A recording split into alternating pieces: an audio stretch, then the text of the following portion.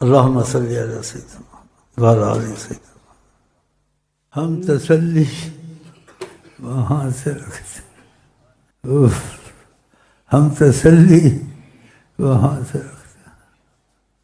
حیات النبی جناب سیدنا نشست بدلی ہے، یہاں سے وہاں بیٹھ گئے۔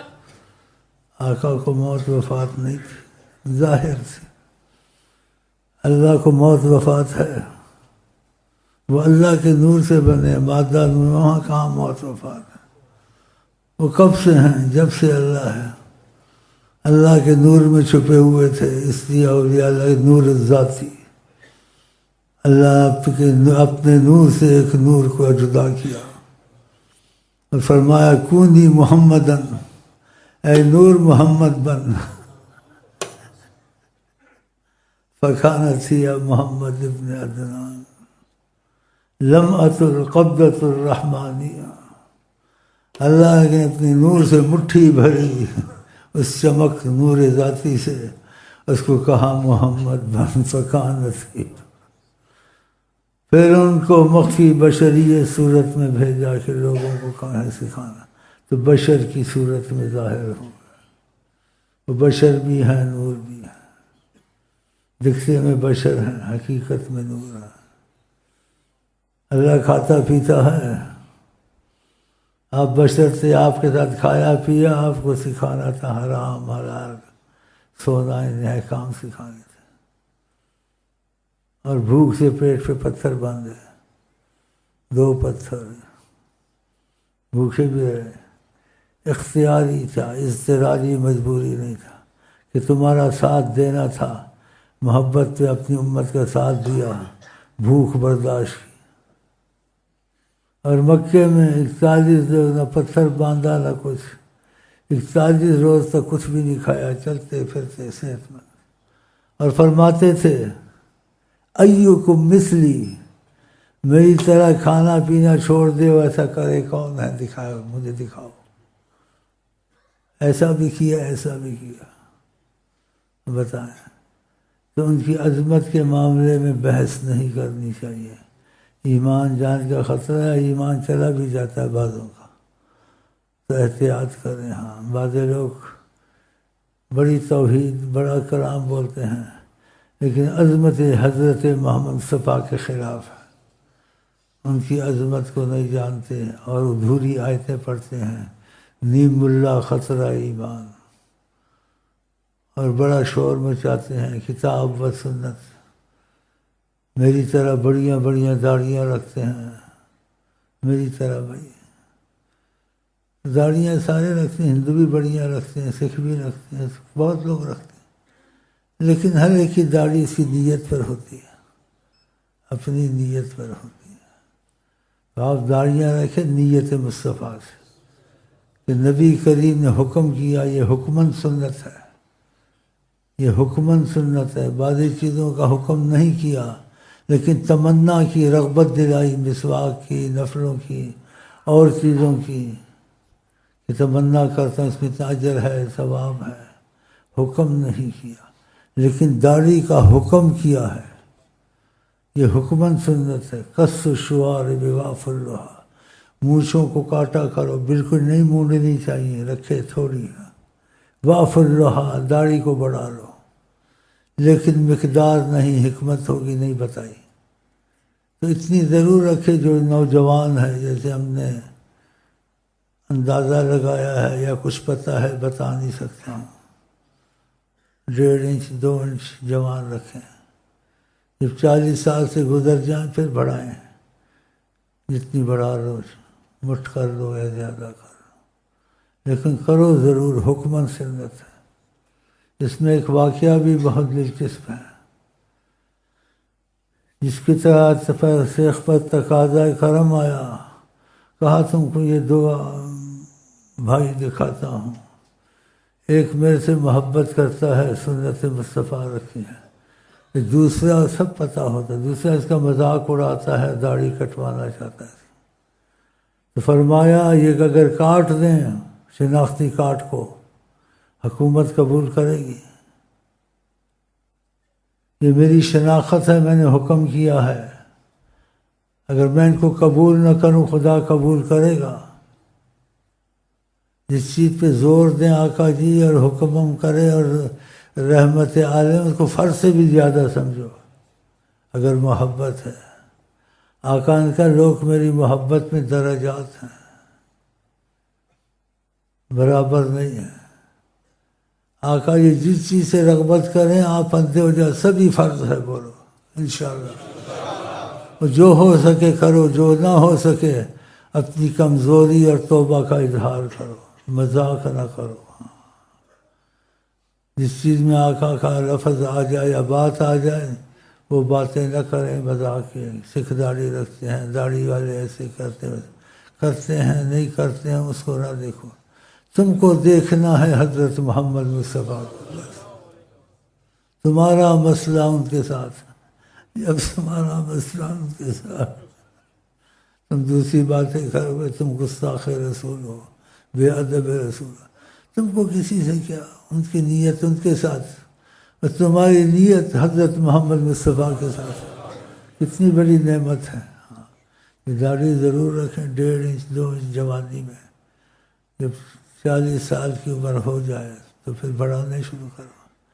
اس عمر میں بھی بڑھا لو تو میں منع نہیں کرتا ہوں، لیکن میں نے اس میں گنجائش دیکھی ہے، پوری بات نہیں بتاتا ہوں، کیونکہ یہاں مولوی آتا ہے، دوسرا آتا ہے، پھر میرے پیچھے لگ جائیں گے۔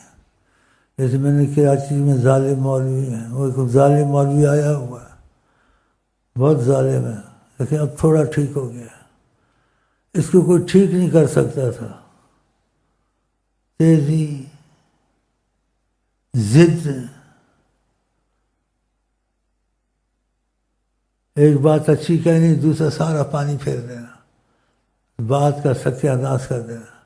اب بات ایک ایسی اچھی ہے جو نبی کریم کو بہت پسند ہے، کسی کو چھیڑو نہیں، وہابی ہو شیعہ ہو، کچھ چھیڑنے سے آدمی خراب آتا ہے۔ اور دوسری بات ایسے کہ سارا اپنا خانہ خراب کر دیا، آقا جی کو ناراض کیا۔ تو پہلی بات کہتا ہے کراچی والا مولوی، کسی کو چھیڑو نہیں۔ اب دوسری سن لیں، اور جو چھیڑے تم کو اس کو چھوڑو نہیں۔ دیکھو، اس کو چھوڑو نہیں۔ بتاؤ، خدا سے مولویوں کو ہدایت دے یا آئندہ خدا ان کو پیدا ہی نہ کرے، بولو آمین۔ پھر میں بیچ میں بات کاٹ کے کرتا ہوں، تو وہ میری ذاتی باتیں نہیں ہوتی ہیں، کرنی پڑتی ہیں، بھول نہ جاؤں۔ نبی کریم نے اس سے سود سے بہت ڈرایا ہے، ماں کے زنا سے بھی بدتر ہے۔ بتاؤ، حکومت نے بھی رکھا ہوا، ختم نہیں کرتی، کہاں ان کی مہنگائی جائیں۔ اور یہ بھائی کراچی میں بھی کچھ ہیں، سیال کوٹ میں زیادہ ہیں، ادھر بھی ہیں، ایک دوسرے سے رقمیں لیتے ہیں، پھر سود کی صورت سے طے کر کے اس کو ادا کرتے ہیں۔ ان چیزوں کو چھوڑ دیں، سخت نقصان ہوگا، ایمان کا بھی اور آقا جی کی ناراضگی مول لینی۔ اور اللہ تعالیٰ نے قرآن میں کیا کہا ہے سود کے متعلق؟ حرب من اللہ ورسول، وہ جنگ کرتا ہے خدا کے ساتھ۔ خدا سے جنگ ہو سکتی ہے؟ یہ بہت بھائی انہوں نے یہ کام شروع کر دیا، اس سلسلے میں بھی سود کا مسئلہ چلاتے ہیں آپس میں، اور بھی لوگ کرتے ہیں۔ اس سے رک جاؤ، اس سے فائدہ کبھی نہیں ہوگا، اتنا نقصان ہوگا کہ ہو سکتا ہے کہ کلمہ بھی تم کو مرنا شاید نصیب نہ ہو موت کے وقت۔ کیونکہ آقا جی کی ناراضگی تو بڑی چیز ہے، ماں کی ناراضگی کلمہ روک دیتی ہے، ماں کی ناراضگی۔ ایک صحابی تھا، اس سے کلمہ نہیں نکلتا تھا، اس کی ماں خوش نہیں تھی اس سے۔ آقا جی کا حبست غضب، ایسے لفظ ہے، علقمہ، لسان علقمہ عن الشہادہ، شہادت کلمے سے علقمہ کی زبان رک گئی، ان کی ماں ناراض تھی۔ آقا جی نے سفارش کی، اس کی ماں کو بہت تکلیف تھی اس سے، وہ سفارش سنتی نہیں تھی، کچھ ایسے ٹال مٹول کر رہی تھی اور ڈر بھی رہی تھی۔ آپ نے حکمت اختیار کی، کہا لکڑیاں اکٹھی کرو، آگ جلاؤ، اور اس میں علقمہ کو اٹھا کے ڈالو۔ ماں تھی، اس کا دل دہل گیا، کہا ایسا نہ کریں، کہا خدا تو آگ میں ہی ڈالے گا، تو پھر کہا میں نے معاف کیا۔ تو ماں کی ناراضگی نے اتنی مصیبت لائی، دیکھا؟ تو آقا کی ناراضگی تو کچھ سوچ کے چلیں، ایسے نہ کریں۔ موت اٹل ہے، ٹل سکتی ہے آج یا کل یا 100 برس، اس لیے موت کی بھی وصیت کی، وہ بھی یاد رکھا کریں۔ کہا اکثر ذکر ہاضم اللذات، بہت یاد کیا کرو موت کو۔ جو موت کو یاد کرو گے آپ کی دنیا سے رغبت کم ہو جائے گی، خیال رہے گا ایمان کا۔ پھر یہ دنیا کے کام آگے پیچھے ہوں گے، آپ ایمان والے کام آگے پیچھے نہیں کریں گے، نماز، دوسری ترتیب، وظیفوں کی نہیں، اس لیے کہ تمہارے کام دنیا نہیں آئے گی، ایمان آئے گا۔